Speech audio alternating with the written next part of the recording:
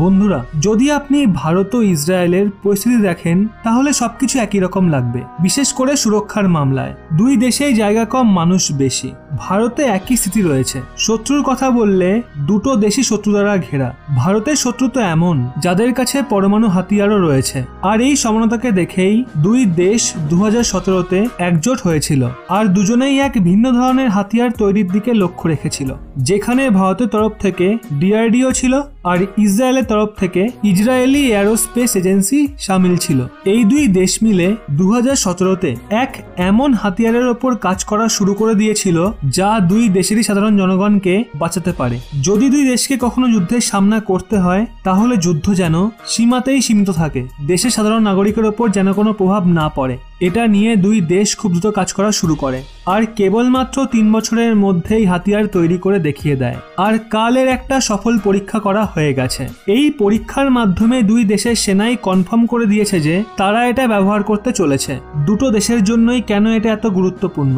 মিসাইলের টেকনোলজির মামলায় ভারতের কোনো জুড়ি নেই, আর যখন কথা ওঠে মিসাইলের অ্যাকুরেসি নিয়ে, বিশেষ করে ডিফেন্স মিসাইল নিয়ে, তখন ইসরায়েলের জুড়ি মেলা ভার। তাই এক্ষেত্রে দুই দেশ নিজের এক্সপার্টিস গুলোকেই মিসাইলে ঢেলেছে। ইসরায়েল তার 100% অ্যাকুরেসিকে আর ভারত তার দুর্দান্ত টেকনোলজিকেই মিসাইলে দিয়েছে, যেই কারণে এটা একটা কিলার মিসাইল হয়ে গেছে।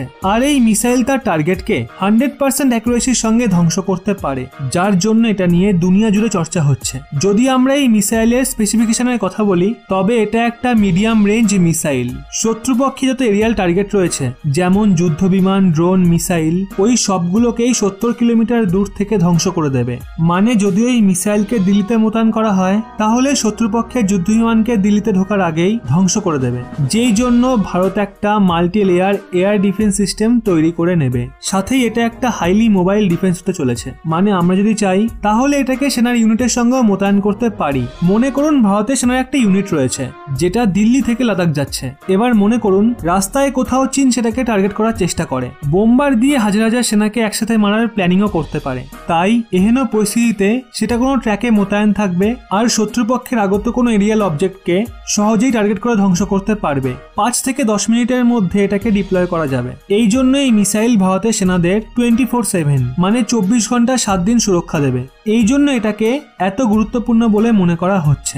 আর এর অ্যাকুরেসির দিকে সবার নজর যাচ্ছে। এতে ইসরায়েলি টেকনোলজি থাকার কারণে এর অ্যাকুরেসি 100% রয়েছে। তার সঙ্গে এটা মাল্টিপল টার্গেটকে একসাথে হিট করতে পারবে। এমনটা নয় যে একবারে একটাকেই নিশানা করতে পারবে। ধরুন 2-3টে যুদ্ধবিমান একসঙ্গে আসছে, তো সেক্ষেত্রে এই মিসাইল একসঙ্গে সবগুলোকে নিশানা করতে পারবে। আর এই ওয়েপেন সিস্টেম তো সামান্য সূত্রপাত। ভবিষ্যতের জন্য ভারত ইসরায়েল মিলে আরো অনেক হাতিয়ার তৈরি করছে। কারণ দুই দেশ যখন একসঙ্গে মিলে হাতিয়ার বানায় তো সেখানে বিশ্বাস থাকাটা ভীষণই জরুরি। আর এই হাতিয়ার আসার পর ভারত ও ইসরায়েলের একে অপরের প্রতি বিশ্বাস আরো অনেক বেড়ে গেছে। আর দুই দেশ মিলে এবার অ্যাডভান্স হাতিয়ারও তৈরি করবে। কিন্তু ভারত ইসরায়েল মিলে কি হাতিয়ার এক্সপোর্ট করবে? এই বিষয়টার সম্ভাবনা অনেক কম, কারণ ভারত ইসরায়েল দুই দেশই এই হাতিয়ার তাদের প্রাইম টেকনোলজি ইউজ করেছে। তাই এক্ষেত্রে মনে হয় না এই দুই দেশ তাদের স্পেশাল হাতিয়ার এক্সপোর্ট করবে। তবে যাই হোক, ভারত ও ইসরায়েলের বন্ধুত্ব যে অনেক মজবুত সেটা তাদের পদক্ষেপের মাধ্যমেই বোঝা যাচ্ছে।